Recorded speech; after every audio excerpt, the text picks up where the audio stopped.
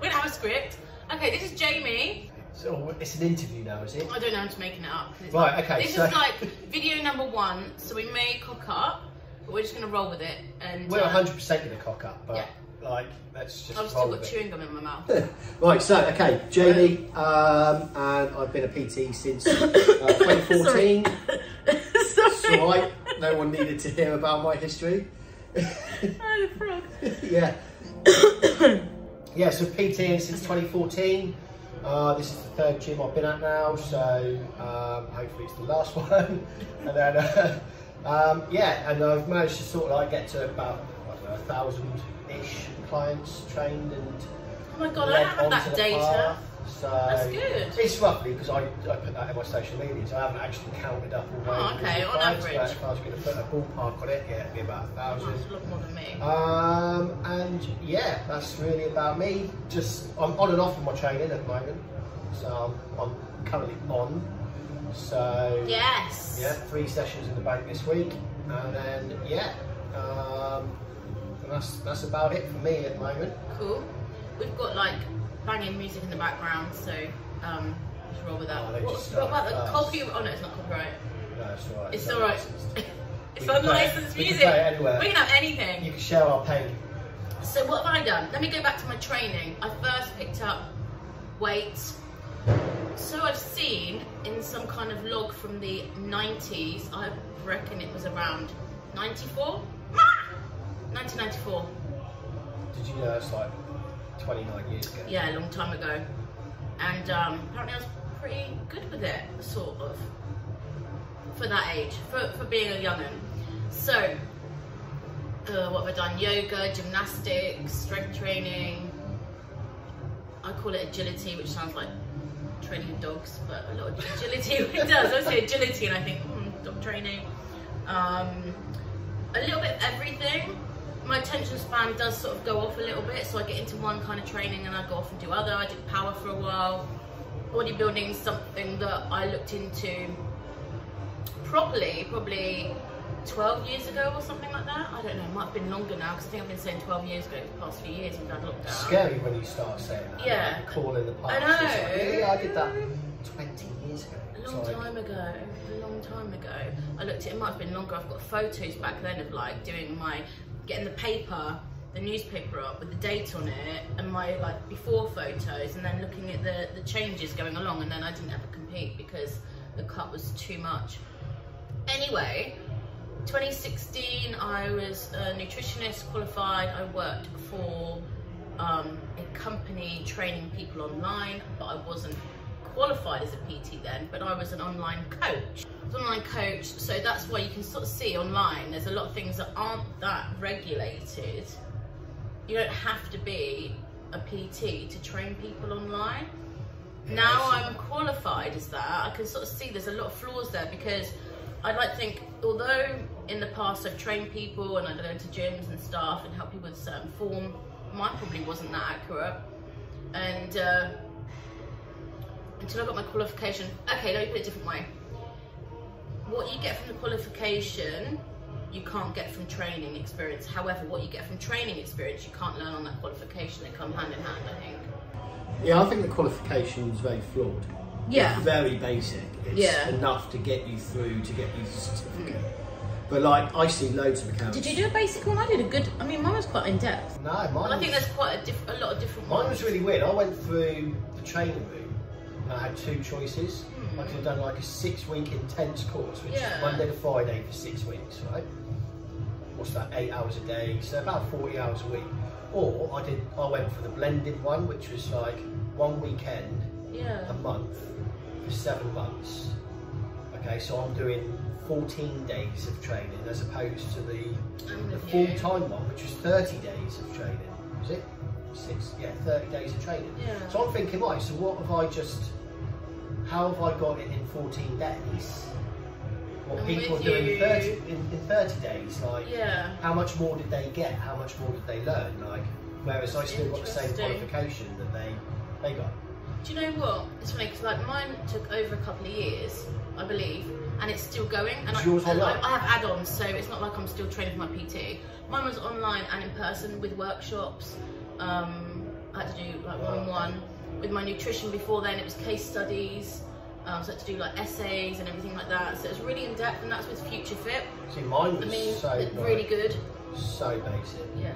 We got like assignments to do in between those weekends. Yeah. But it takes you an hour. Oh, mine's I didn't have to do anything with like getting gym experience or anything like that. Like I know that a few people have had to in the past. I literally. Did you do about your planes of movement and everything else? Like plane and everything through that? In class. Do you know what I mean? Like, it was very basic, but. Like you say, it's like driving though, isn't it? Like you do most of your day after you pass your test. That's true. But I'd still rate the company that I did mine for. I think Dame Kelly Holmes trained with them the year before I qualified, the Olympian, and then I know I've forgotten her name. Someone else that's doing really well, and there's like a few celebrity trainers that endorse it, so I knew that it was a good company, and I still rate them now because every so often I'll do like add-ons, even if it's something, you know, like if I teach a core class here, I then still did a core workshop with them, and I still learned more because it goes in depth, or it refreshes things that. So what level did it take you to? Did you go level? So I did level. No, I didn't do level 4 because I've not needed to. If I did level 4 back pain specialist and things like that, referral, I think there's something else I could do with the level 4. I've not needed to. I think there's a big gap in the market for like GP referrals. I think there is, but it's not my niche. Does that make sense? I like helping people, and I've probably helped people. What would you say is your niche? Outside of that, if you were to single it down to one specific area that you would want to train clients to? Mine covers more nutrition, I'd say, and technique and form and posture. That's a few. Okay, a few. That's what I mean though. I don't have like, you are my ideal client. I sort of think that mine goes back down into like the depth. I'm quite holistic in my work that people don't always know, and I think that's because it's not something I sort of push out there. I like to speak to people and see where it's coming from. So when you're training, why are you training? What is it you want to achieve? Let's get into like the depth of that without sort of going too deep and make people go over emotional. Sometimes it's fine, it's good too. So it's really hard for me to say what niche, because I think for me it's like deeper than that. I've always, I had a business coach for 18 months and one of the first things he said was, you've got to stand out. Yeah. Like the online PT and online coaching is saturated. Yeah, it's so saturated. All promising you to lose 5, 10 kilos, whatever, but you've got to stand out from that, and I could never understand what my niche is. And one thing he said was like, just picture the most enjoyable client you've ever had. The one that where you actually look forward to the sessions, they worked hard, see, I've got a few of them. Everything. And then that's kind of where you're targeting. And he said on the flip side, think of that client that you really not enjoyed like coaching. If they cancel, you kind of breathe a sigh of relief. So it's like, and then he also says, look at your insights on Instagram. So look at your insights, see what your following actually is made up of. That's good. Which doesn't help me, because I'll go into my insights and it's like, okay, so I'm almost like a 50-50 split. My followers are male and female. Yeah. Very close. And then my age range of followers is probably 25 to 45. So you're again, techie, I'm not techie. That gives me like a really wide scope of like what my niche is. I have tried playing with different niches, like, okay, I'm going to just train people to get ready for weddings, like brides, grooms. Come forward. Brides, grooms. I'm just on You're my rolling wheels. Back on your wheels. But they reckon that you're going to get a lot more success as say an online coach if you niche it, if you stand out from everybody else. You're not going to please everyone, you're not going to enjoy training everyone. Yeah. But it's hard, it's tough. I still haven't, like 4 years down the line of online coaching, I still haven't found my niche. Do you know what? It's hard because I love the one-to-one personal things. I like to speak to people and like connect on that level, and then go, right, okay, I know how to, you know, get the movements in. I know how to sort out your posture, let's overload, progression, you know, all that. To me, that's sort of like the simple part of things. And there's times when, you know, training will be different depending on what client and everything else. But mine really is, maybe it's like some people that lack confidence. I don't know, because I'd like to say, I don't want to like diss any of my clients say, oh, they don't lack confidence. In fact, they've got a lot of confidence. And there's most of my clients, actually all of them right now, and it's not just, I'm not saying that. No, I'm so proud of them because they've changed so much, and that's come from within, it's intrinsic. So I can be there, sort of guide them through when I speak to them, ask them questions, get them to train, hopefully start feeling good about themselves. Then they get intrinsic, and then they change from the inside out. When you're happy on the inside, it reflects on the outside, and then that's when the nutrition and that comes in. What makes a good client?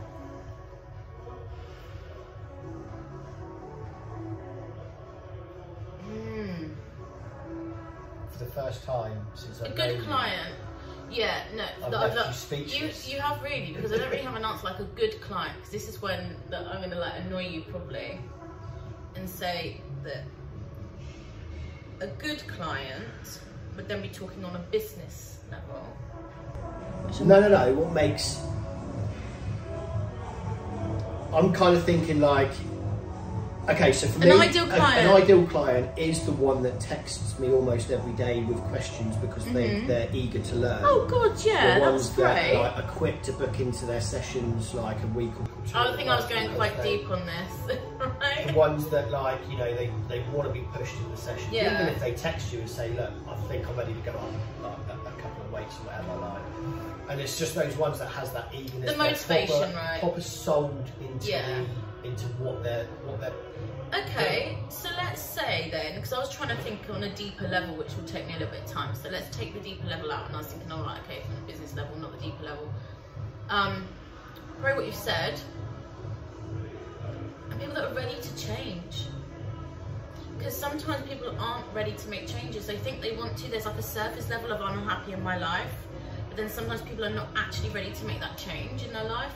And if you're not ready to make that change, it doesn't matter how much you try and turn up and everything, you're just not ready because you want this other side of your life more than the change. You think you want the change, but you don't really want the change, because I'm going to put like an extreme example.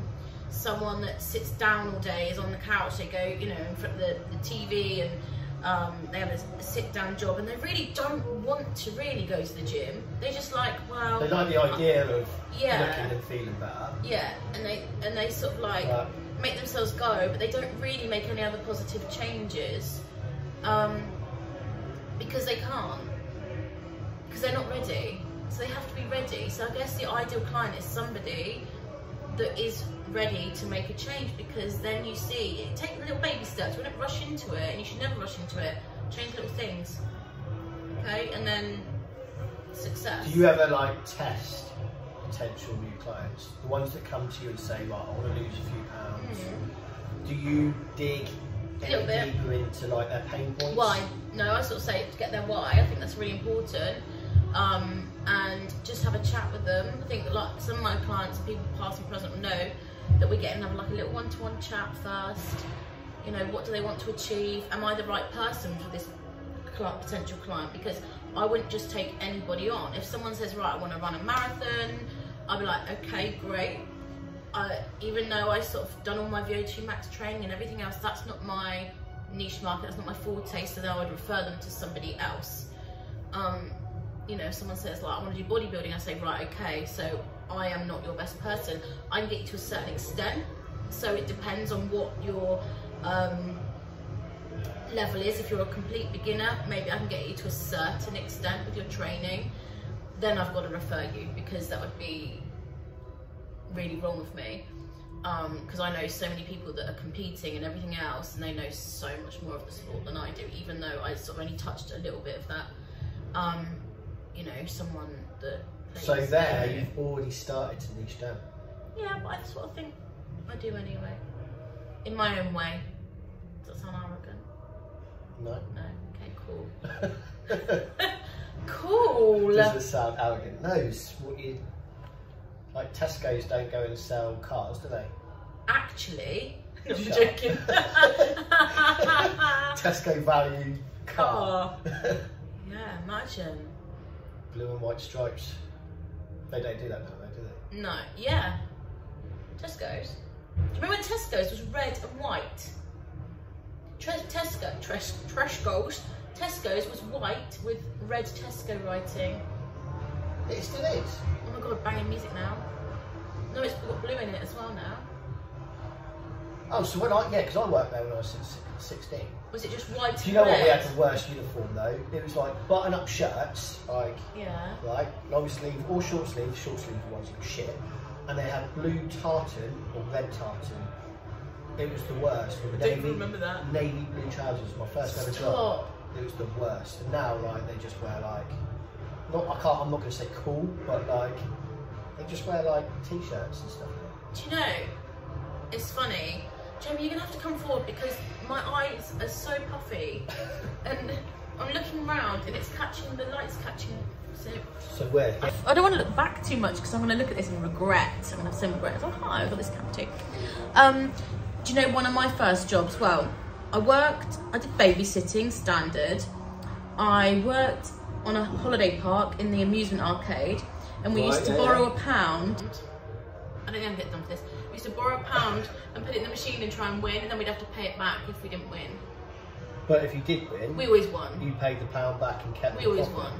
We had a key so we could open up and put the money back in anyway. Or was it tickets? No, it was money. How was it? We didn't actually thief. We took £1. I say we. So take £1 out of the tray and we go into the machine and play. I think most people do that anyway. It's not stealing, it's fine. And play the machine. And then put the £1 back. So if you won, you kept the winnings. I never won. I used to always put the money back in. I was addicted. I loved it. I was like, what, 16? Addictive personality, I think. Yeah, I was about 16. At the end of this, we'll probably put a link for like a Gamblers Anonymous thing. Like, I love the slots machines. So that was that. And then I worked at Matalan. And I was there for a couple of years where I met all of my best friends.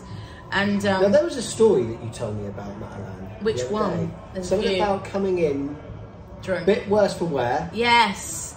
And what would you do? And my friend, if my friend sees this, it's so funny. Which time? So there was times where there was cameras that were hidden and we'd be so hungover. Bearing in mind I was 16, 17. Did I work there when I was 16, 17? I can't remember if I was 18. It might have been. Around those ages anyway, because it was such a blast. We'd go out every night. It was times when we'd go clubbing. Monday, Tuesday, Wednesday, Thursday, Friday, Saturday. I think we had Sunday off and that was hangover day. I don't even know how we did that. And we'd go into work. I think I worked a Saturday and I worked a Tuesday evening. So it'd always be a Saturday. So Friday night and we'd go out again Saturday night. And we'd come in absolutely hanging. I'd stay around my friend Scott's house. And most of the time, because he lived nearer there, because I was always like, I don't know, 20 minutes down the road, but he was closer. And we'd go into work the next day, stinking of alcohol. One day he washed my work blouse, which was horrible. I was going to get onto the blouse thing. It was navy blue halfway down, and up here it was like cream and had like embroidered flowers on it. It was like an old lady's blouse. Yeah. It was hideous. It made like a navy pencil skirt, and then yeah, it was just a really old lady's outfit. In the morning, no, it wasn't in the morning, it was the early hours before I had shift. I said, my blouse needs a wash. And he put it in a bowl and I put some water in to give it a wash so it could dry. Even though we were drunk, I don't know how we did it, he poured in Budweiser. He poured in and washed it. I was going, Scott, no, and he goes, it'll be fine. And we were so drunk that we like hung it up to dry. And I wore it to work the next day, because I didn't even think about it. And the next day I was just like, I'm gonna be late, I'm gonna have to put it on. He's like, you stink. And bear in mind, like I was about 16, 17, long time ago. I went in. And so the stories you're on about, there's so many, but one that sticks in my mind. Wasn't there a corner that you could sleep in or something? There's no cameras. So we'd be hanging and we'd get the pillows off the bottom shelf and we'd prop them up and we'd just do this just for a minute, and then you'd hear ding, ding, ding. Sarah to till 3, please. Oh my God. Oh God. I'm gonna go to till 3, and then we sort of walk over like that. Oh, you know, standard teenager thing. No one cared. They wouldn't sack us because we were like a community. Yeah, I used to do overtime at Tesco's on a Sunday morning. Before the shop was opened, I'd come in and work the delivery 5 till 10. Obviously the shop opened at 10. Yeah. So I come in, open, fill up all the fruit and veg, me and a couple of mates, and we'd go to the nightclub up the road, up the industrial estate, and then we'd walk the full length of Where was this? Oh, Blandford. Blandford bypass, and get to work for 5 o'clock. So we'd like hand in our uniform like in a bag, like at the coat thing in the nightclub, right? And then we'd pick it up, get down to Tesco's. Oh my god, people don't live like this anymore. Get down I to swear, Tesco's unless they do. And then like we take it in turns, like go to the toilet and sleep for an hour. I think it's more classy now, do you? Nah, they just don't think outside the box like we do they? They don't have to though. They can like call people and say, can you sort out this, blah, blah, blah. We don't have mobile phones, did we? Well, okay, I did actually at that age. Mobile phones. Nothing like they are now. Like, no, I didn't have them at school. Did you? Oh, so I was like one of the first ones. My mum gave 2 years younger. My mum gave me an NEC, I think it was, NEC phone. She didn't use anymore. Right, so I'm there. Can you find a picture school, and then like cut it in and maybe show? I'll try. Yeah, I'm going to school. Oh yeah, look at my mobile. I can't call anyone because no one else in my years, no one else in my school has got like. No one's got a phone. So I've just got like this phone and can't do anything. I can phone my mum. Who's going to do that? That's good. Yeah, but you might have done. Like, Mum, can you pick me up? Blah blah blah. Yeah, so that was my first. And then you had the, was it like a BT phone or something? So it was all credit, wasn't it, back then? As well, like you topped up. £10, £20 credit. Was you on Orange network? Orange was always really popular. Orange but or there was BT a phone, Cellnet. I think it was BT. BT Cellnet. Yeah, phone, right, where you could send a text, and then as it's sending, you could switch the phone off. And then the message would still send, but you wouldn't get charged the 2p for it or something. Weird. So like, there's that little hack. Then you had the phones where you could punch in a ringtone. Yes. You had to press certain buttons to come in like ringtones and stuff. Oh my god, it's so exciting though. That was exciting. I always asked my dad for a phone and they said no, and I was like, please have it for Christmas. It's £200, which is a lot of money. Back then it was a lot of money. What was it, 96, 97, 96? No. I reckon I was around 98, I think. Around then, because it wasn't before then. Yeah, 96 to 98. And I remember begging him, everyone's got one. Well, everyone didn't, but I wanted to be one of the minorities. So everyone's got one, blah, blah, blah. And he's like, no, you're not having a phone. You don't need one. I do, when I go out. You know, all that standard thing. And I can't remember when it was. I think it was for my birthday. Like, it might have been a year later. Still salty. I got one. I remember it was like this chunky, I don't know if it was an Ericsson or something like that, and it had like this chunky, like stubby aerial on it, and it was like a fat green. I'm gonna have to try and find it. If I can, I'll put it on here.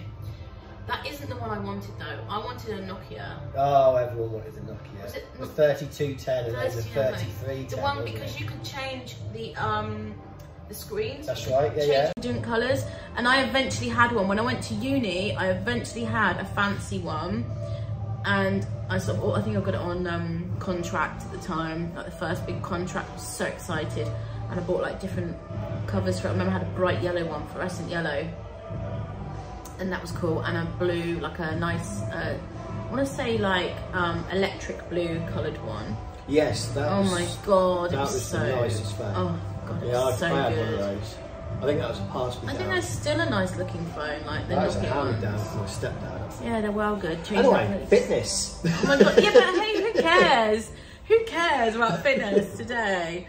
Yeah. Okay. Go on. Changing I hate being put on the spot slightly. because I like to think. Go on then. Your personal best exercise, personally. As in. So this is your opinion, like when you're doing your training. Right. Your favourite exercise and your worst exercise. It changes all the time. It changes all the time because, like I said, my attention span goes like, I get really into something and I go, I love this. Then after a while I start doing something else and I go, oh, I really love this. Do you ever do that? I think, okay, I'm going to say deadlifts, my favourite. Absolute favourite, multiple muscle groups, and it's just one that, my best, I don't know if I say my PB, but because it's changed. It's not as good as that. But when I was like scaling, I'm doing more power stuff. I was really into it. Just it's such a great exercise. Most people, everyone should really do it. Worst exercise. Worst, as in I don't like doing it. Yeah. Or you don't feel like it's doing anything, if there is one. Oh, I think everything done well has a purpose. It's gonna depend on injury and stuff and things like that. Okay, most boring, plank. Okay. I don't care, it's great exercise. Really good exercise. I give it, oh no, okay, yeah, the most boring. That's the most boring exercise is a plank, but not the worst. It's a great exercise. I don't like Russian twists. Great for the obliques, but I don't like building up my obliques. I prefer the sort of hourglass look. I don't like building up the sides, and I mean, they're good if you build up core control, so how can you argue that? But my gosh, they're just not a favourite of mine. I just don't like them. Interestingly, I love doing core work, but two of those that I've just said is a negative core. Have I covered that? I've got really itchy nose. I have to scratch it, soz. Have I covered that? What you asked? You say your favourite's deadlifts. Oh yeah. Your worst is planks. Yeah. Okay. My favourite. Or Russian twists. My favourite cardio at the moment is, can you class skipping as cardio depending on how fast I go, right? I do skipping. I love skipping. I don't like long distance running. Don't mind sprints. Go figure. Go for it. Over to you. You must have given this some thought. My best, I think I'm going to go with maybe squats. Fair.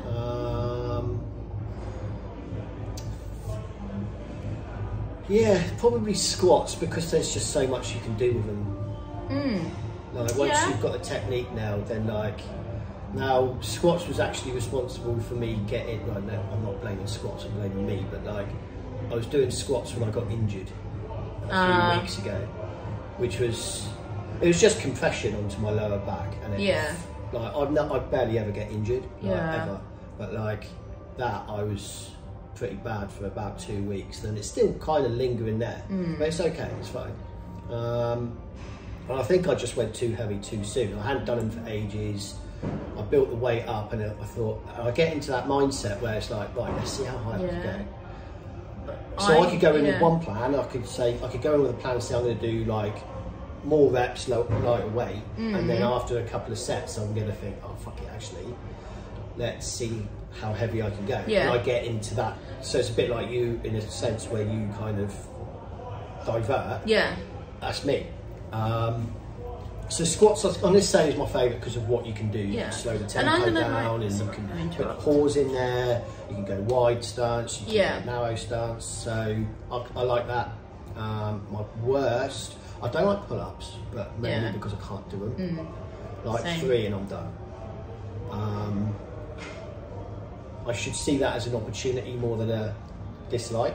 But it's if you want to do it. If you don't want to do it, you don't have to do it. No, there's plenty more exercises out there. Like you get on the lat pull down and get the same effect, can't you? It's the same movement. You could do them a year ago, but then you can't do them a year later. Like I used to do them all day, every day, and now I mean, I'm not going to blame my shoulder. I'm bottom heavy. I've done a lot of different training, so my pull-ups are eek. They're not great. Yeah, pulling up 90. Which I'm improving on actually, because I've started including it more, but I've got a bit of a bad shot. Actually, I say it's my shoulder, it's not my trap, but yeah.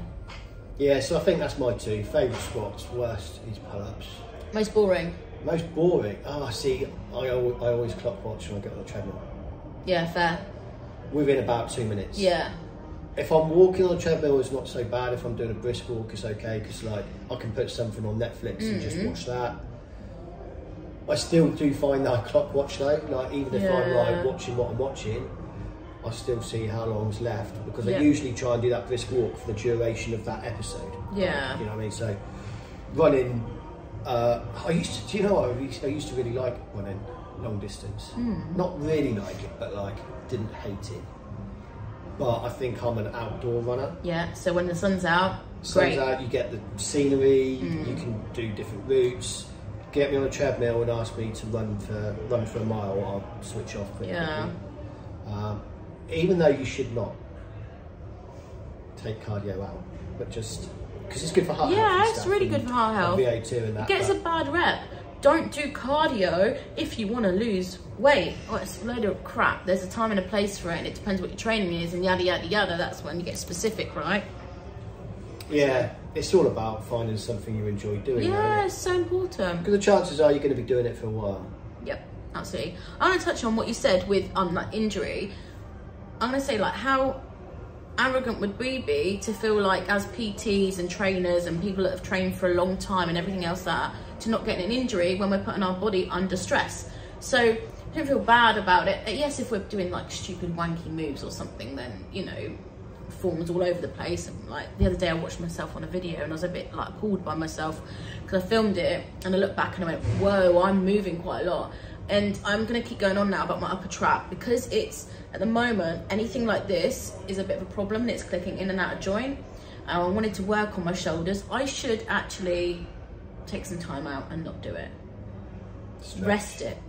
Absolutely. I stretch quite a lot. I'm pretty good at that, but I was like, no, I want to get the shoulder work in, and I was using a lot of upper traps. I know Laura, who does our massage, she'd tell me off and said, leave it alone. High pulls, right? And everything else. And I was doing my lat raise and I was like, why my elbow going all the way up there? I filmed it and I looked back and I went, gee whiz, that's really terrible. Do you ever get that, like, when you raise your arm? So I think mine was it lateral raises or front raise? I couldn't remember those. No, it was upright raise. That's right. And I used to get this like shock, go straight up through there, that's like what I've got. Split second, and it's like, ah. So the first gym that I worked with, there was a bodybuilder, PT, huge, but he was also a trained sports masseuse. And I said to him about it, and he said, right, he said, I'm going to dig my thumb in now. Yeah. He said, tell me when it's an 8 out of 10 on the pain scale. Within a second, it was like there, it was 8 out of 10. But you know what? I've never had a problem with this. Who is he? I need to see him. Tell me after. Humphrey Ellis. Oh, okay, he's on here. Okay, that's cool. I don't actually know if he's still on socials. He's gone a bit quiet now, but like, yeah, no, he was good. Yeah. And he used to get right in there. So I've got a story about him. I'm just going to sidetrack a little bit. So he was doing his sports massage. And I used to have this like woman, she's probably in her 50s, used to come to my circuits, right? She goes, oh, I've got a massage with Humphrey later on today or something. He's doing looking at my calves. Anyway, so the next day, she come to my class and I said, oh, how was your massage? And she said, it took me everything in my power not to cry. Yeah. She said it was so painful. I was like, oh, okay, that's good though, I would have done some good. Spoke to Humphrey a little bit later on that day and said, oh, I spoke to such and such about the massage. That woman's a machine.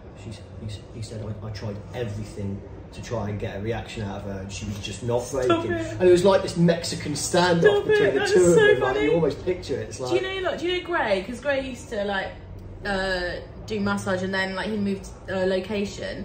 I still speak to him now, and I'm gonna see him actually because he's pretty good. He goes really in deep as well. And it's like, oh, sorry, Gray. And I remember one day I was like, I think I saw the white light because it hurt so bad. Oh my god! I think that's my hip. Or I think it was my hip, and I was just like breathing through, and I was being quiet because I just couldn't. I needed everything I had just to get through it. So I get that. So it might look like you kind of go. I am no good at taking a massage. Aren't you? I am the worst. My other half, like, she'll try and like massage my back. Well, back's not too bad, but it's when she gets to my hamstrings and it's too much. I get giggly. Do you? It's like a tickle. It's like, and she'll be there with a gun or with her elbow or something. It does actually. It's like, it does. It does tickle though. It's like a weird thing. That's one part of my back. I tense up when it's my back. If it's my upper back, I'll tense up. I won't let anyone like. I do. I get that on one part of my back is like that, but it's painful. I think there's a really big knot there, but I know that feeling. Yeah. Oh, yeah. Hey, what time is it? Have we still got time to chat? We've been waffling for quite a while. We have. Have we done an hour? We only done 35 minutes. Wow. Oh my gosh, is that enough? People might be bored by now. Do we wrap it up? What do you reckon? Yeah, I'm happy to. We can wrap it up because then we're going to do an episode 2. If people watch this, we're in episode 2 anyway because, hey? No one's going to watch Here we are. We're funny. We're talking about Tesco's. Yeah. Matalan. Hung over at Matalan. Yeah. And we've got Phones. more, I swear, we've got loads more. Honestly, we are PTs. All right, we haven't spoken much about it today, but honestly, who cares? Do you know what? Real life. We do Real coach people too. Real life. We have other life. Like, that's how I was going to lead it, but that'll be for the next one. As in, what are you other than Jamie PT? And I think that's how we're going to lead the next one. Yeah. Cliffhanger. Like it. And I'll do the same because mine's pretty dark. Ooh. So where can people find you, Sarah, on social media? On that one. SLM Fit _, or people call it Slim Fit, but it's SLM, my initials. SLM Fit _, and that's Instagram.